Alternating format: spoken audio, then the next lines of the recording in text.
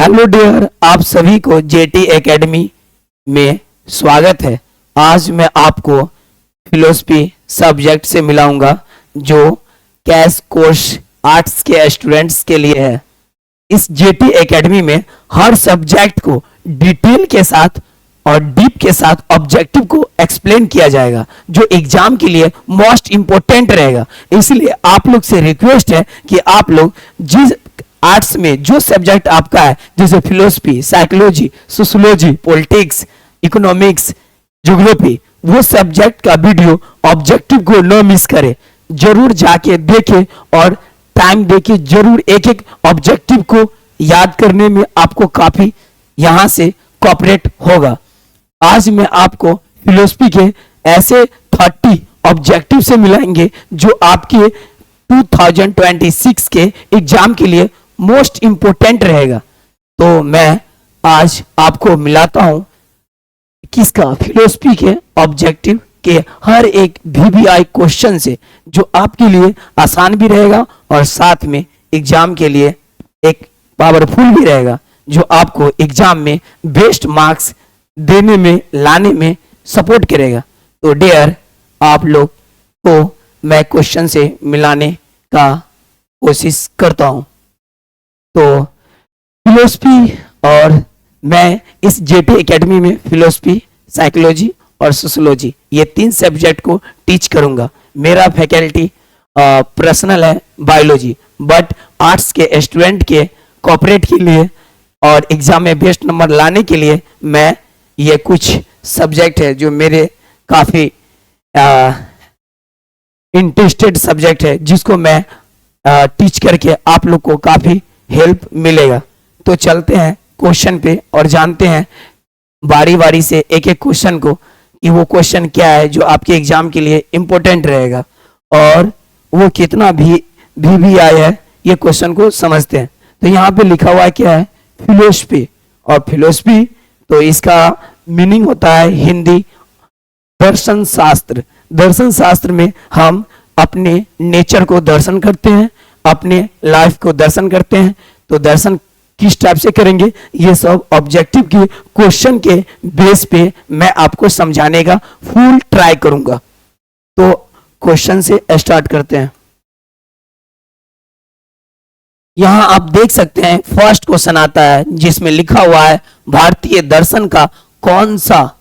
सबसे पहले मैं यहां पेन ले लेता हूं जो आपको देखने में सही रहेगा।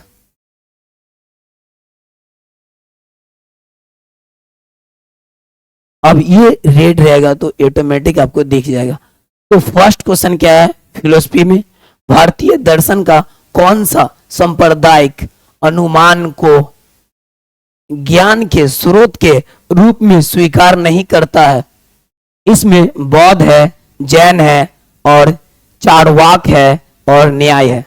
सबसे पहले आपको इसमें यह समझना है कि भारतीय दर्शन का कौन सा सांप्रदायिक अनुमान को ज्ञान के स्रोत के रूप में स्वीकार नहीं करता है। देखिए, सबसे पहले आपको यहाँ पे मैं समझाता हूँ थोड़ा सा। भारतीय की जब भी बात आएगा दर्शन का मीन्स होता है कि मैं उस सब्जेक्ट प्राकृतिक के उस धर्म के शास्त्र को देख सकूं जो हमारे मानवता के लिए बहुत इंपॉर्टेंट होता है। भारतीय दर्शन के अकॉर्डिंग यहाँ पे 2 ऐसे आते हैं दर्शन। फर्स्ट दर्शन में है नास्तिक और फिर आस्तिक। तो नास्तिक दर्शन में बौद्ध आ जाते हैं, जैन आ जाते हैं, चार्वाक आ जाते हैं। और आस्तिक दर्शन में इसमें 6 दर्शन होते हैं। आस्तिक दर्शन में आते हैं 6, जिसमें होते हैं पहले सांख्य, सेकंड होते हैं न्याय और थर्ड होते हैं आपको योग, और होते हैं मीमांसा, 5 होते हैं वेदांत और 6 होते हैं वैशेषिक। ये आस्तिक दर्शन में 6 होते हैं इसका दर्शन। और नास्तिक में सिर्फ 3 दर्शन होते हैं, जिसमें बौद्ध आते हैं जो आसानी से देख सकते हैं, और जैन आते हैं, चारवाक आते हैं। ये बौद्ध और जैन और चारवाक ये नास्तिक दर्शन के अकॉर्डिंग आते हैं। ये आस्तिक को कोई भी मतलब दर्शन को नहीं मानते हैं, ये सब नास्तिक होते हैं। बौद्ध, जैन, चारवाक ये सब नास्तिक है। जो आस्तिक में जो भी आता है, जैसे सांख्य दर्शन, न्याय दर्शन, योग दर्शन, मीमांसा और वेदांत और वैशेषिक, ये सबको नहीं मानते हैं। कौन? तो ये जो नास्तिक लोग हैं वो लोग नहीं मानते हैं।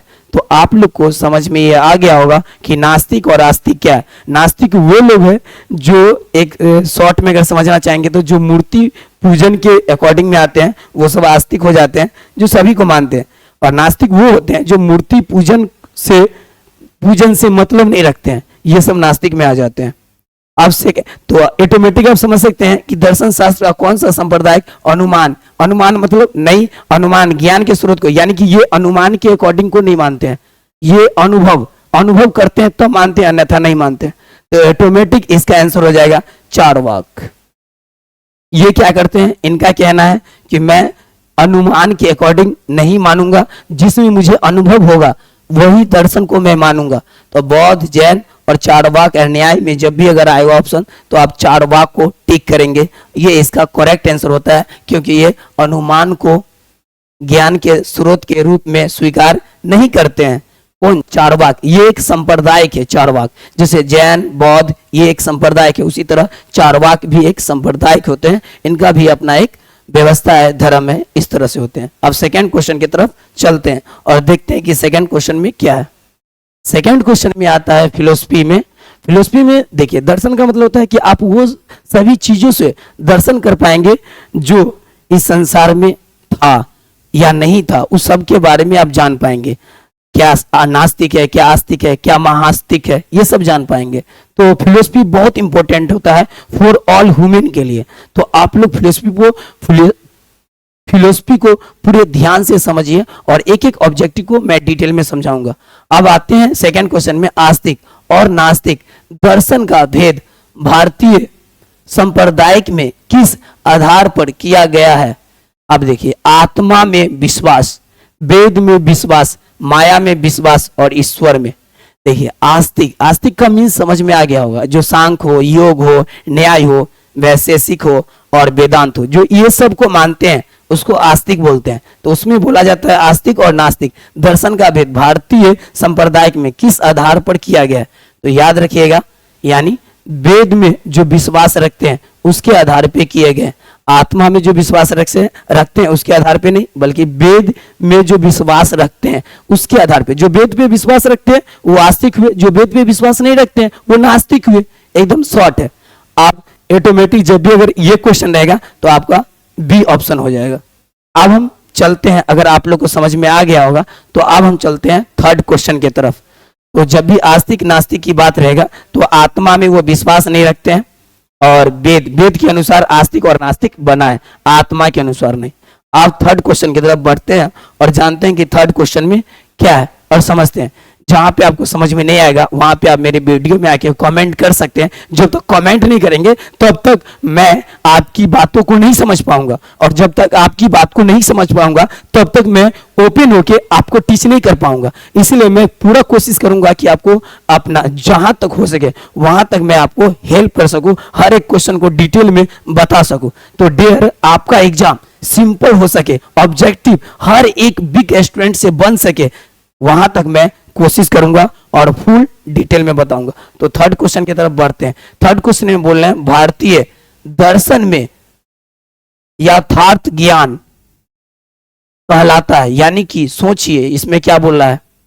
भारतीय दर्शन में यथार्थ ज्ञान क्या कहलाता है? परमा, अपरमा और परमाता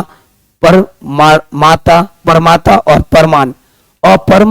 परमा तो देखिए, परमा का मीन्स होता है सच्चा ज्ञान और परमा का मीन्स होता है मिथ्या ज्ञान, और परमाता का मीन्स होता है जो ज्ञान को प्राप्त करने का काम कर रहे हैं, और परमान का मीन्स होता है जो ज्ञान को धारण कर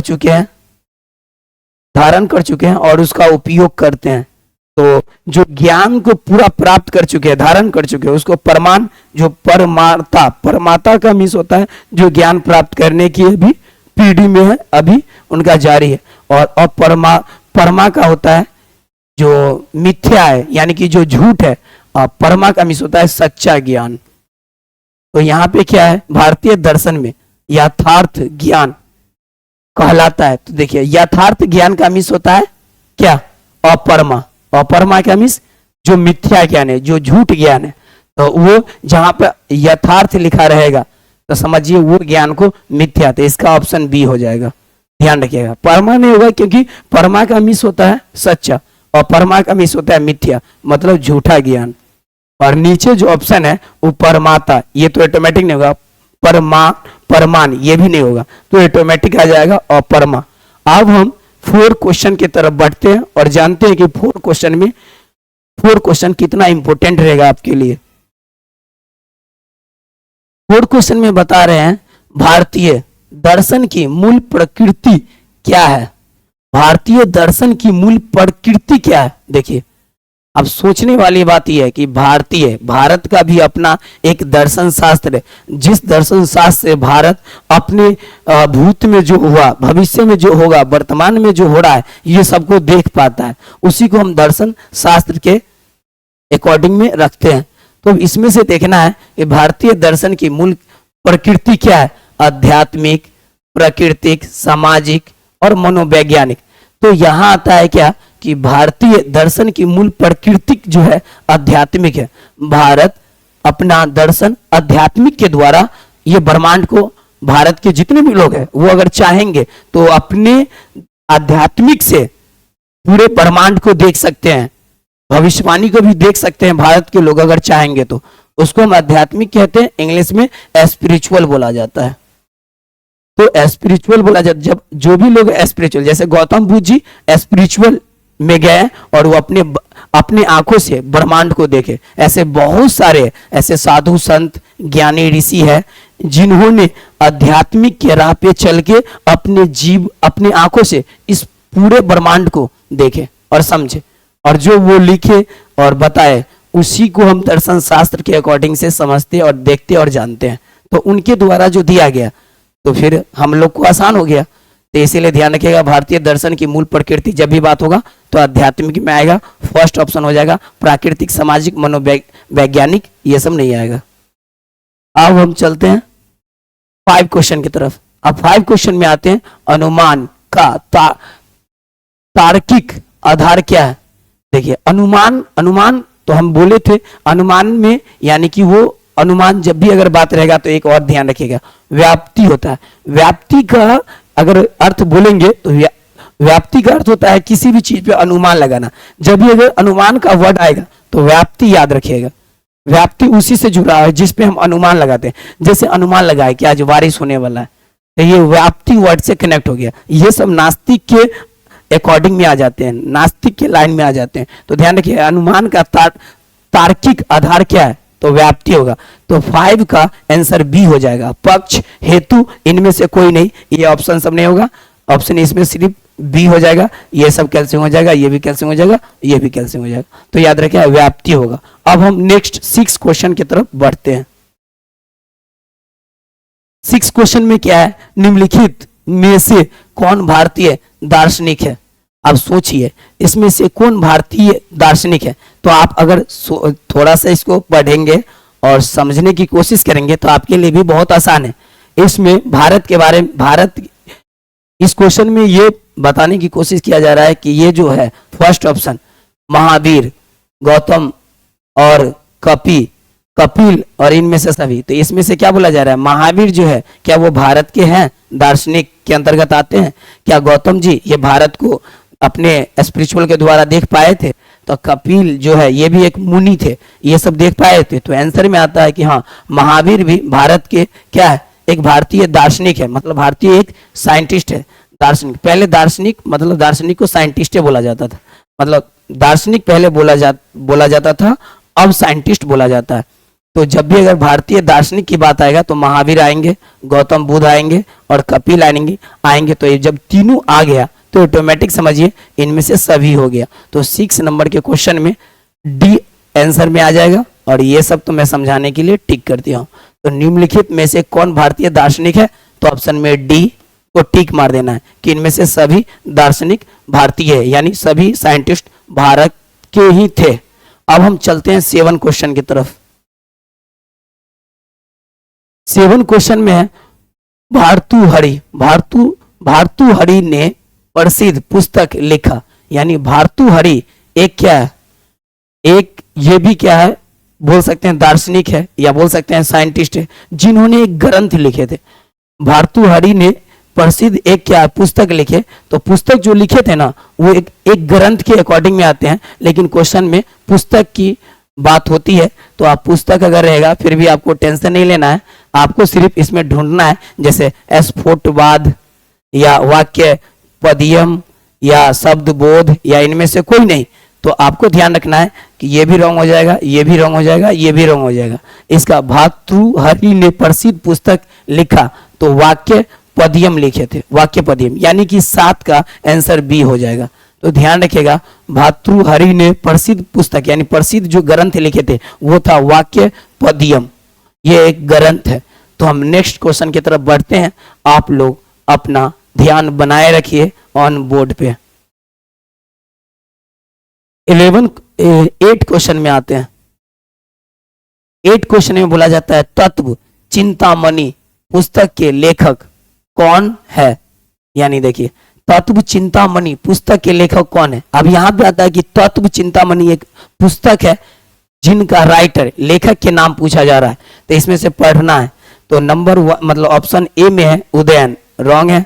गंगेश ये राइट होगा, और गौतम ये भी नहीं आएंगे, और परस स्तंभपाद ये भी नहीं आएंगे। तो ध्यान रखना है 8 नंबर क्वेश्चन में जब भी अगर तत्व चिंतन मणि पुस्तक की बात होगा तो ध्यान रखना है कि उदयन नहीं आएंगे, सिर्फ इसमें गंगेश आएंगे, यानी कि इसका आंसर सिर्फ बी होगा। यानी ये पुस्तक को जो लिखे थे वो गंगेश लिखे थे, गौतम बुद्ध और प्रस्तपाद ये भी नहीं लिखे थे। तो आप लोग आसानी से समझ गए होंगे। तो हम नेक्स्ट क्वेश्चन की तरफ बढ़ते हैं और जानते हैं कि आगे क्वेश्चन कितना इंपॉर्टेंट आने वाला है। अब मेरा 9 नंबर का क्वेश्चन है जिसमें है शिक्षम दर्शन एक शाखा है, मतलब यानी कि यहाँ पे थोड़ा सा लिखने में कंप्यूटराइज में थोड़ा सा मिसिंग है, पर इसका मीनिंग है शिक्षा, मतलब शिक्षा, ये लिखा हुआ है शिक्षा। शिक्षा दर्शन एक शाखा, यानी कि ये बोला जा रहा है क्या ये शिक्षा दर्शन जो है एक शाखा है। तो ध्यान रखना है ऑप्शन में क्या है मनोविज्ञान की, बी में क्या है अर्थशास्त्र की, और सी में क्या है तर्क शास्त्र की, और डी में क्या है इनमें से कोई नहीं। तो यहाँ पे ये समझना है कि क्या शिक्षा एक शाखा है।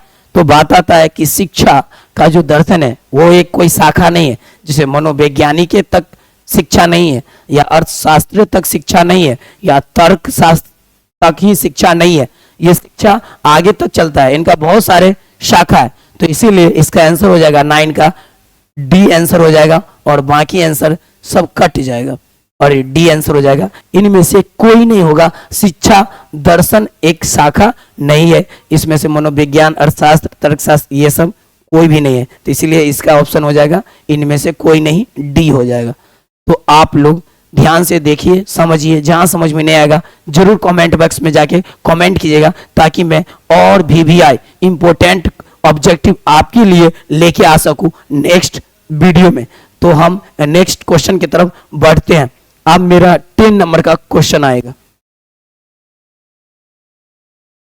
10 नंबर के क्वेश्चन में क्या है, निम्नलिखित में से कौन भारतीय दार्शनिक नहीं है। देखिए क्वेश्चन कितना इंपॉर्टेंट है, कितना मजा आ गया, मजा आ गया। फिर से हम पढ़ के आपको समझाता हूं। निम्नलिखित में से कौन भारतीय दार्शनिक नहीं है। यहाँ पे दार्शनिक का मीन्स पहले प्राचीन काल में दार्शनिक का अर्थ होता था जो प्राकृतिक को अपने आंखों से अपने तपोबल से देखे हैं, जो आज के दौर में हमने मॉडर्न टाइम में साइंटिस्ट बोलते हैं। तो जब भी दार्शनिक रहेंगे तो आप ध्यान रखिएगा साइंटिस्ट के बारे में बात हो रहा है। तो यहां बोला है निम्नलिखित में से कौन भारतीय दार्शनिक नहीं है।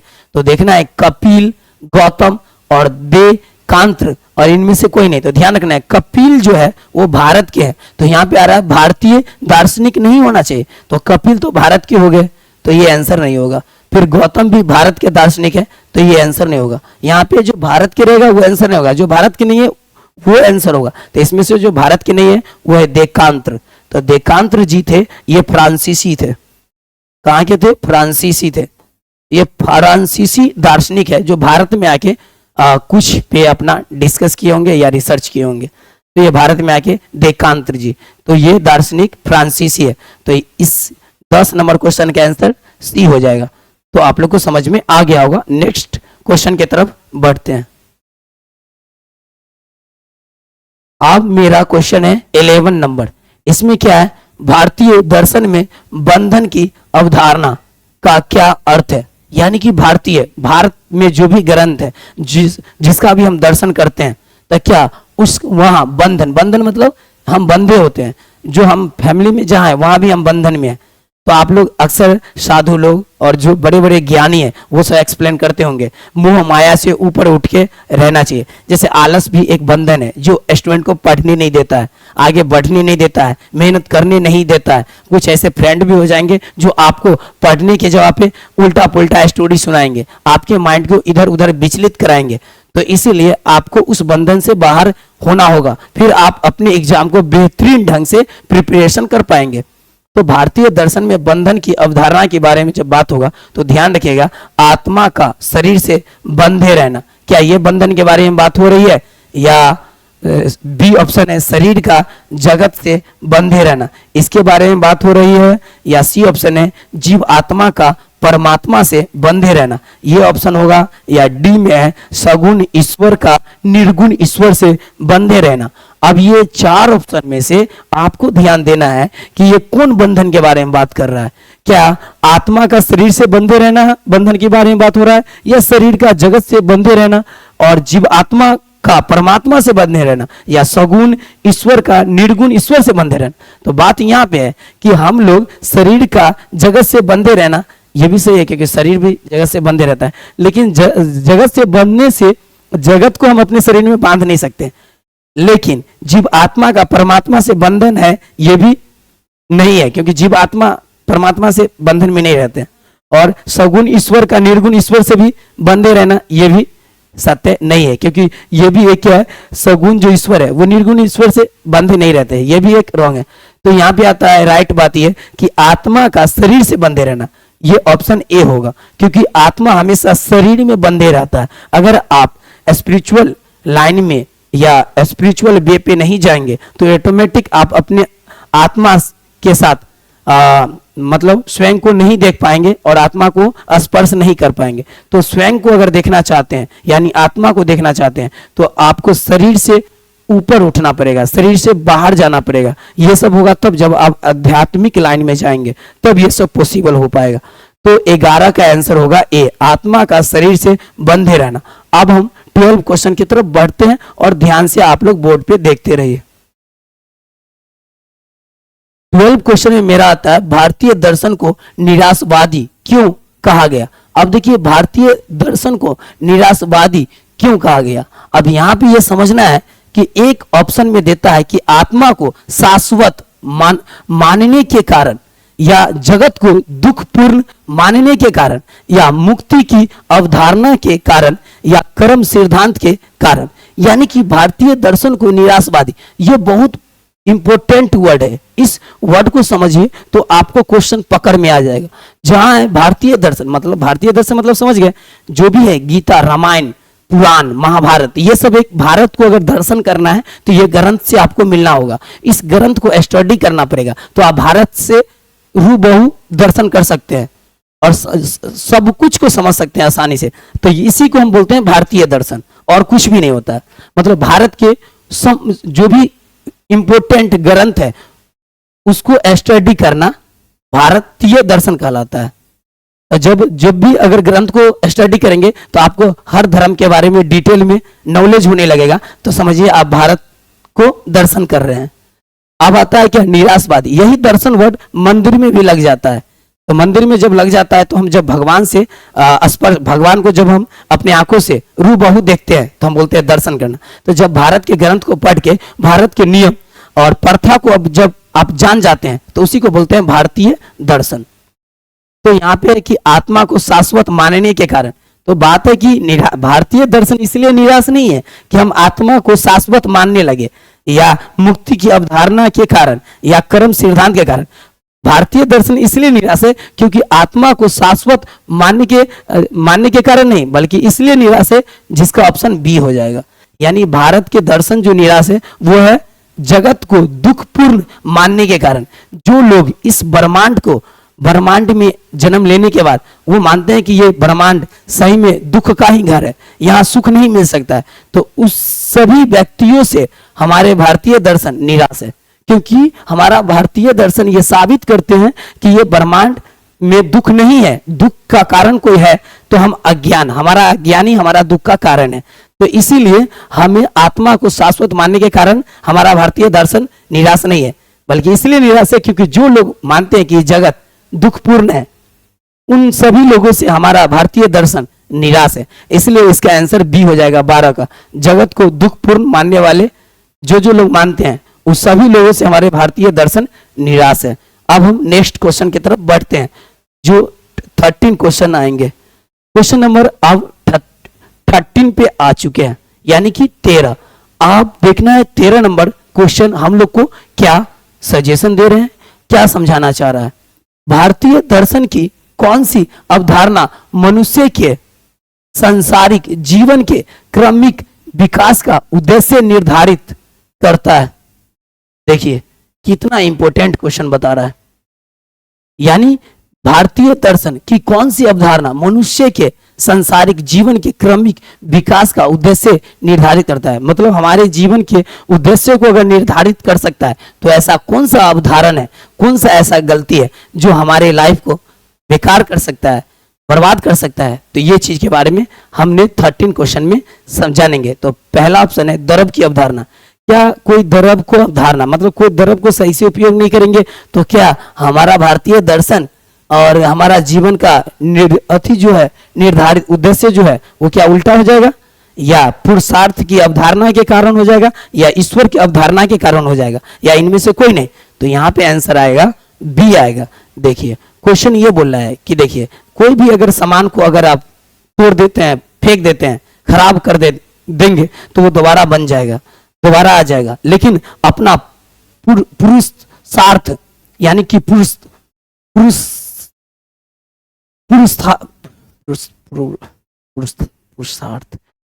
जब आप पुरुषार्थ की अवधारणा को नहीं समझते हैं, अपना पुरुषार्थ मतलब जो आप पुरुष है उसका जो पुरुषार्थ है वो जब आप नहीं समझ पाते हैं तब आप समझिए कि अपने आप को खराब करें। तो पुरुषार्थ की अवधारणा के कारण ईश्वर के, अगर हम ईश्वर को कब मानेंगे जब हम अपने आप के पुरुष को समझ पाएंगे, पुरुषार्थ को समझ पाएंगे। अगर पुरुषार्थ को नहीं समझ पाए तो हम ईश्वर को क्या समझ पाएंगे। तो इसीलिए अपने पुरुषार्थ के कारण हम अपने सांसारिक जीवन के क्रमिक विकास का उद्देश्य को निर्धारित करता है। तो जब हम पुरुषार्थ को समझ जाएंगे तो अपने संसार को, अपने सांसारिक जीवन को, अपने उद्देश्य को समझ पाएंगे और निर्धारित कर पाएंगे। तो इसका ऑप्शन 13 का हो जाएगा बी, यानी पुरुषार्थ की अवधारणा के कारण ऐसा हो जाएगा।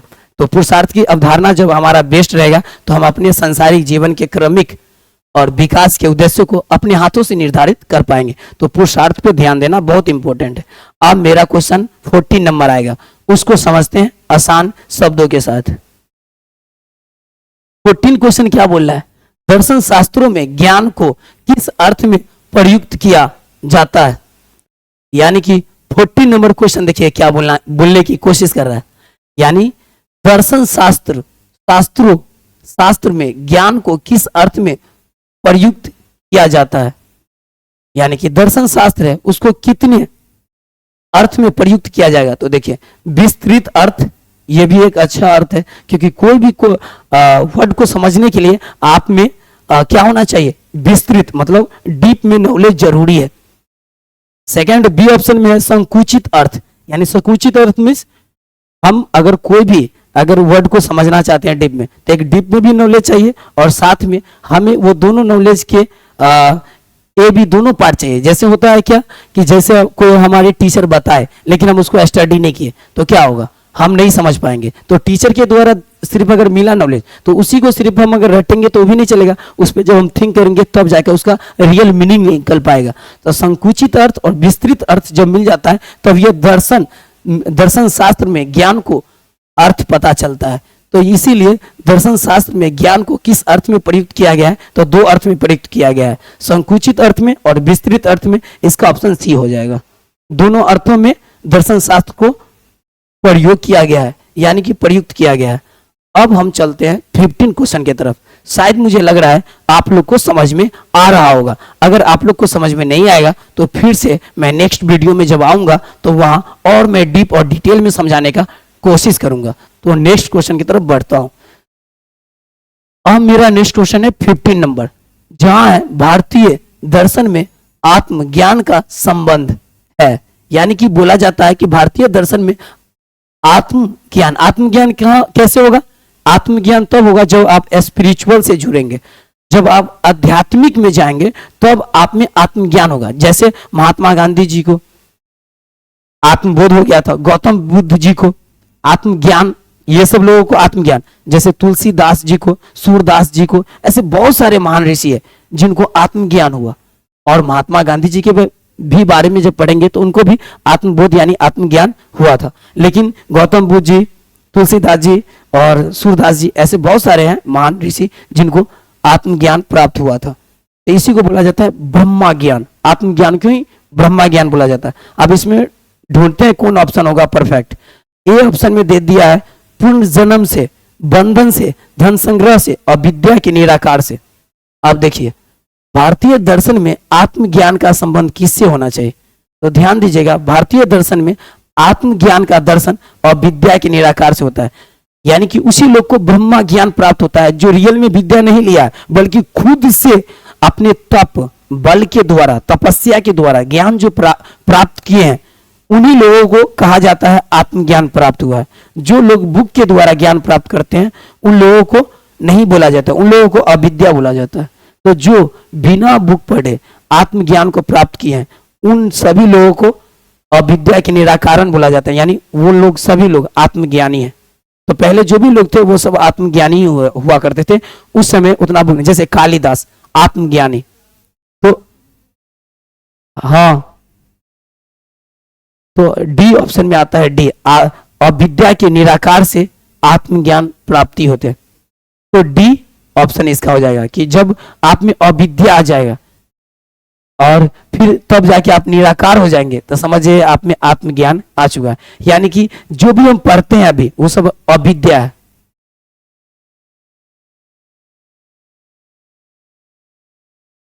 तो ध्यान रखना है कि भारतीय दर्शन में आत्मज्ञान का संबंध हमेशा पूर्ण जन्म से नहीं, बंधन से नहीं, धन संग्रह से भी नहीं होगा और विद्या की निराकार। जब आप विद्या को पूरा छोड़ देंगे, निराकार हो जाएंगे, फिर भी आप में ज्ञान रहेगा शास्त्र का, तो समझिए आत्मज्ञान आ गया है।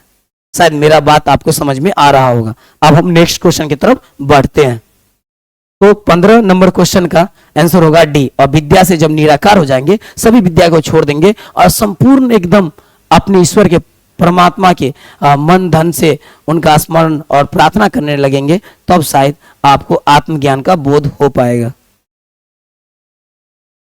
अब नेक्स्ट क्वेश्चन क्या आता है? भारतीय दर्शन अपनी किस विशेषता के कारण पक्ष प्रत्यक्ष दर्शन से भिन्नता स्थापित करता है? यानी भारतीय दर्शन अपनी किस विशेषता के कारण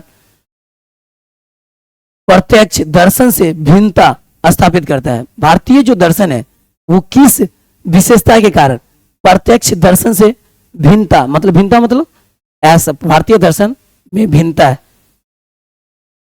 अच्छा ठीक,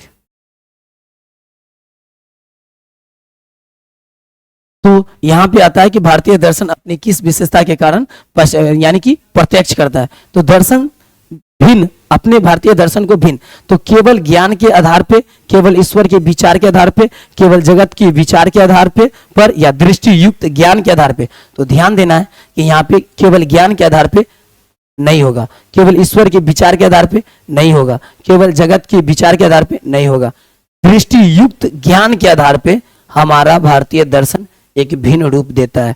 तो ध्यान रखना है कि 16 का आंसर डी हो जाएगा।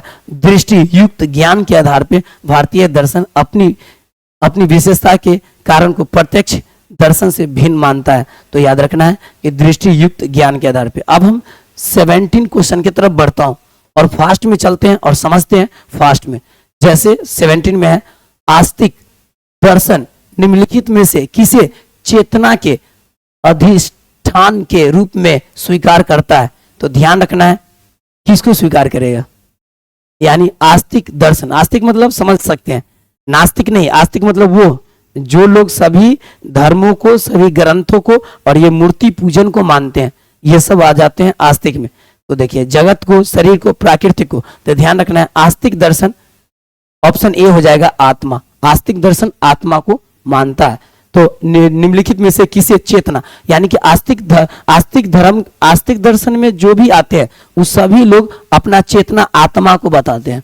वो बोलते हैं मेरा शुद्ध आत्मा, चेतना जो है वो आत्मा है, यानी कि वो अपना चेतना को दूसरा कुछ नहीं बोलते हैं, सिर्फ आत्मा से जोड़ते हैं। आत्मा को ही शुद्ध चेतना मानते हैं, ज्ञान ये सबको नहीं, सिर्फ आत्मा को। और आस्तिक धर्म दर्शन के जो भी लोग हैं वो अपने आत्मा पे ज्यादा विश्वास रखते हैं। जैसे कितना भी ज्ञान हो गया तो वो नहीं मानेंगे, वो बोलेंगे ये सब नहीं है, वो बोलेंगे ज्ञान से भी ऊपर आत्मा होता है, वो सच्चा ज्ञान है। तो इसीलिए हम चलते हैं 18 नंबर क्वेश्चन पे। शायद आप लोग को समझ में आ गया होगा। 17 का आंसर ए होगा, बी नहीं होगा, सी नहीं होगा और डी नहीं होगा। अब क्वेश्चन नंबर 18 पे चलते हैं। क्वेश्चन नंबर 18 में क्या है, भारतीय दर्शन के अनुसार जीवन का कौन सा प्रयोजन या उद्देश्य भौतिक है? आप देखिए यहाँ पे बहुत इंपॉर्टेंट पॉइंट है। भारतीय दर्शन के अनुसार जीवन का कौन सा प्रयोजन या उद्देश्य भौतिक। भौतिक मतलब जैसे काम, धर्म, अर्थ और ए और बी दोनों। तो ध्यान रखना है कि काम और धर्म मतलब काम भी भौतिक है और धर्म भी भौतिक है, इसलिए ऑप्शन डी हो जाएगा, ए और बी दोनों। शायद ये क्वेश्चन शॉर्ट है, इसलिए नेक्स्ट क्वेश्चन की तरफ बढ़ते हैं। अब मेरा 19 क्वेश्चन है, प्राकृतिक के किस गुण के कारण वस्तुएं ऊर्ध्व गमन करती है? सत्वगुण, तमोगुण, रजोगुण, इनमें से कौन? यानी प्रकृति के किस गुण के कारण वस्तु ऊर्ध्व गमन करती है? तो समझना है ऊर्ध्व गमन करने के लिए क्या चाहिए? तमोगुण, ऊर्ध्व गुण, रजोगुण। देखिए, सत्गुण मतलब होता है सच्चा ज्ञान, तमोगुण मतलब होता है यानी कि समझिए आलस, आलसी लोग हो जाते हैं, और रजोगुण मतलब हो जाते हैं ऊर्जा। बात आती है प्रकृति के किस गुण के कारण ऊर्ध्व गमन करती है? यहाँ पे सत्वगुण। ऊर्ध्व गमन मतलब होता है जो अपने जीवन में आगे की तरफ किस वस्तु के कारण ऊर्ध्व गमन करते हैं। तो सत्वगुण, तमोगुण और रजोगुण। तो ध्यान रखिएगा ये 19 का हो जाएगा सत्यगुण, क्योंकि ऊर्ध्व गमन करती है तो सत्वगुण में आ जाएगा, क्योंकि सत्वगुण के कारण ऊर्ध्व गमन कर पाते हैं। तो अब नेक्स्ट क्वेश्चन 20 की तरफ बढ़ते हैं। अब नेक्स्ट क्या है, प्रकृति का कौन सा गुण जड़ता और निष्क्रियता का कारण है? तो याद रखिए, जड़ता और निष्क्रियता का मतलब होता है वो जो जले एक दूसरे के देखे, उस सबको हम बोलते हैं जड़ता, और निष्क्रियता में आते हैं। तो सत्गुण में नहीं आएंगे क्योंकि सच्चा है। रजोगुण में ऊर्जा होता है, इसका हो जाएगा 20 का सी आंसर हो जाएगा तपोगुण। तपोगुण में जड़ता और निष्क्रियता आते हैं, रजोगुण में नहीं आएगा। तो और इनमें से सभी, तो ध्यान रखिएगा कि सत्वगुण, रजोगुण, तपोगुण और डी है, तो इनमें से सभी आंसर हो जाएगा, क्योंकि प्राकृतिक का कौन सा गुण जड़ता और निष्क्रियता का कारण है? देखो, सत्वगुण रहेगा, रजोगुण रहेगा, तपोगुण रहेगा, तो ऑटोमेटिक है कि आप में जड़ता और निष्क्रियता ये सब हट जाएगा आप में से। आप में शुद्ध और स्वच्छ क्या आएगा? तो आप में गुण हो जाएगा, और जड़ता और निष्क्रियता गुण जो है हटा देगा। सत्वगुण, रजोगुण, तपोगुण ये सब गुण आप में से जड़ता जैसा भाव को, गुण को हटा देगा। अब हम नेक्स्ट क्वेश्चन की तरफ बढ़ते हैं 21 में। तो 20 क्वेश्चन का आंसर होगा डी हो जाएगा, सभी हो जाएगा। अब 21 का जो क्वेश्चन है उसको समझते हैं एक सिंपल वर्ड के साथ। भारतीय दर्शन में वैध ज्ञान प्राप्त करने के साधन को क्या कहते हैं? अब देखिए, भारतीय दर्शन में वैध ज्ञान प्राप्त करने के साधन को क्या कहेंगे? तो देखिए, वैध ज्ञान का मीन्स होता है वैसा ज्ञान जिसका प्रमाण हो, जो एक वैध हो, अवैध नहीं हो, तो उसका आंसर आ जाएगा प्रमाण में आ जाएगा। यानी कि 21 का आंसर 1 हो जाएगा। तो ध्यान रखना है 21 का आंसर 1 रहेगा, यानी प्रमाण, क्योंकि प्रमाण दिया जाता है जब आप में नॉलेज रहेगा तो ये प्रमाण दे पाइएगा। तो वैध ज्ञान के प्राप्ति के बारे में जब भी बात होगा तो प्रमाण होगा। परमा का मतलब होता है, ध्यान रखना है, परमा मतलब होता है जब आप सच्चा ज्ञान को प्राप्त कर रहे हैं। तो ये हो गया सच्चा ज्ञान में आ गया परमा, अपर में, और परमात्मा पर माता का मिस होता है जो ज्ञान प्राप्त कर रहा है। प्रमाण का मिस होता है जो ज्ञान को प्राप्त करने के बाद हम उपयोग भी करते हैं, तो इसलिए प्रमाण हो जाएगा। तो ऑप्शन ए हो जाएगा। 21 नंबर का भारतीय दर्शन में वैध ज्ञान प्राप्त करने के साधन को क्या कहते हैं। तो अब हम चलते हैं 22 क्वेश्चन की तरफ। 22 में भारतीय दर्शन का प्रमाण या आत्मा किसे माना जाता है। 22 में भारतीय दर्शन का प्राण या आत्मा किसे माना जाता है। सोचिए, स्वास्थ्य शरीर को या स्वास्थ्य मन को या शुद्ध आत्मा को। तो ध्यान रखिएगा, न स्वास्थ्य शरीर होगा, न स्वास्थ्य मन होगा, और न शुद्ध अध्यात्म होगा। वनली फोर होगा तो सी ऑप्शन होगा। शुद्ध आत्मा को हम मानते हैं, भारतीय दर्शन का प्राण और आत्मा मानते हैं शुद्ध आत्मा को, यानी शुद्ध आत्मा रहेगा तभी हम मानेंगे भारतीय दर्शन को। अगर शुद्ध आत्मा की बात नहीं होगा तो भारतीय दर्शन का कोई प्रमाण नहीं रहेगा। भारतीय दर्शन सिर्फ शुद्ध आत्मा को मानता है। अब हम 23 क्वेश्चन की तरफ बढ़ते हैं और समझते हैं उस क्वेश्चन को। 23 क्वेश्चन में भारतीय दर्शन को अवतार की अवधारणा के द्वारा समृद्ध किस ग्रंथ ने किया है। आप समझते हैं कि भारतीय दर्शन, यानी भारतीय जो दर्शन है वो कौन ऐसा दर्शन है जो अवतार के बारे में बात किया, जैसे राम अवतार, कृष्ण अवतार, गौतम बुद्ध अवतार, ये सब जो परशुराम अवतार, ये सब सुने होंगे। ये सब कौन सा ऐसा ग्रंथ है, ब्रह्म सूत्र में हुआ है या न्याय सूत्र में हुआ है या शंकर भाष्य में हुआ है। ये चारों ग्रंथ में से किस ग्रंथ में उल्लेख है अवतार के बारे में। तो ध्यान दीजिएगा, भारतीय दर्शन को अवतार की अवधारणा के द्वारा समृद्ध किस ग्रंथ में हुआ है, तो भागवत गीता में हुआ है। ऑप्शन बी हो जाएगा। तो भागवत गीता, और ये सब रॉन्ग हो जाएगा। तो 23 का आंसर हो जाएगा भागवत गीता बी। अब चलते हैं 24 क्वेश्चन में और समझते हैं उसको।